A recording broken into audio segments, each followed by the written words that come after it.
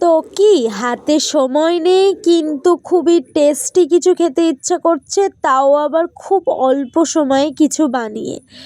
তো নাও নিয়ে চলে এসেছি আরও একটা ভর্তা রেসিপি, পটল চিংড়ি দিয়ে ভর্তা। ফার্স্টেই পটলের গাগুলোকে সুন্দরভাবে ছাড়িয়ে নিতে হবে, তারপর সেটাকে ধুয়ে নিতে হবে।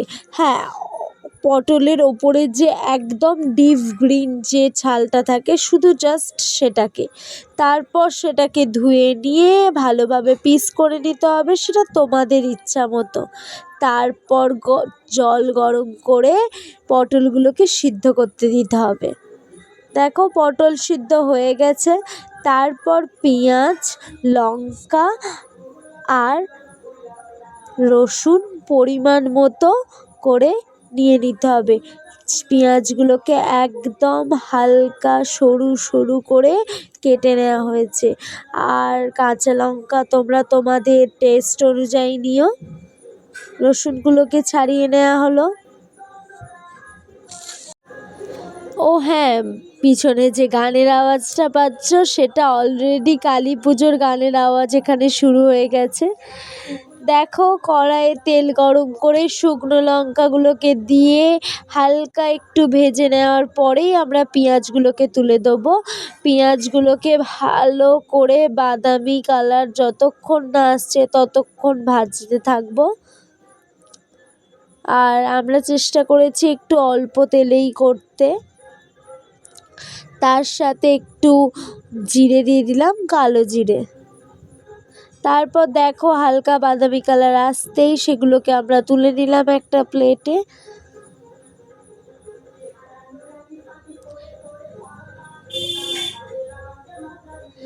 তারপর একদম হালকা তেলে ওই পটলগুলোকে তুলে দিলাম, একটু নাড়াচাড়া করেই তুলে নিতে হবে, জাস্ট একটা ভাজার ফ্লেভার আনার জন্য। তাতে এবার একটু নুন হলুদ অ্যাড করে দিয়ে তুলে নিয়েছিলাম। তারপর তোমরা এটা অবশ্যই মিক্সিতে করতেই পারো, কিন্তু শিল ছাড়া ভর্তা অসম্পূর্ণ। শিলে বাটা ভর্তা, উফ সেই স্বাদ। তো ফার্স্টেই আমরা পেঁয়াজ, রসুন আর লঙ্কাগুলোকে সুন্দরভাবে বেটে নিচ্ছি। দেখো দেখো একদম মিহি করে, মিহি। তো কাদের ভর্তা খেতে ভালো লাগে সেটা অবশ্যই কমেন্টে জানিও। আর কারা কীরকম ভর্তা বা কিছু নিউ ভর্তার যদি রেসিপি দেখতে চাও সেটাও অবশ্যই জানিও। দেখো পেঁয়াজ লঙ্কা এগুলো বাটা হয়ে গেছে, এখনই কি টেস্টি লাগছে। তারপর চিংড়িগুলো ভাজা ছিল, সেটাকেও বেটে নেওয়া হচ্ছে।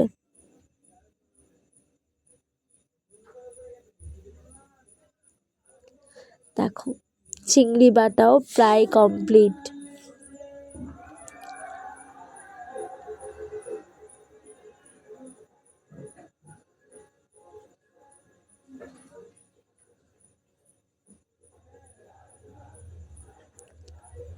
এরপর একটু ধনেপাতাটাকে বেটে নেব। অল্পই ছিল বাড়িতে, তাই সেইটুকুই দেওয়া হলো।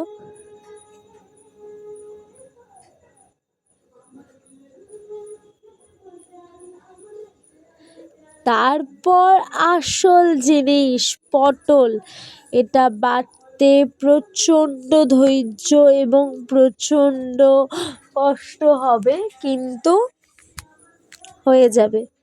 টেস্টি খাবার করতে এটুকু তো করতেই হবে। তো দেখো পটল বাটাও হয়ে গেছে, তার ওপর চিংড়িটা দিয়ে, তার ওপর ওই ধনেপাতা বাটাটা দিয়ে, তার ওপর পেঁয়াজ লঙ্কার ওই পেস্টটা দিয়ে তাতে একটু নুন দিয়ে ওপর থেকে তেল ছড়িয়ে মাখিয়ে নেওয়া হলো। উফ সেই টেস্ট, মানে গরম ভাত, তার সাথেই ভর্তা, পটল চিংড়ি দিয়ে ভর্তা, একটু লেবু, আর কি চাই, পুরো এক থালা ভাত খাওয়া যায় এটা দিয়ে। তো তো কেমন লাগলো এই রেসিপিটা অবশ্যই জানাবে, আর কারা কারা এই রেসিপিটা আগেও ট্রাই করেছো সেটাও অবশ্যই জানিও, আর এইভাবে বানিয়ে অবশ্যই খেয়ে দেখো। তো টাটা গাইস।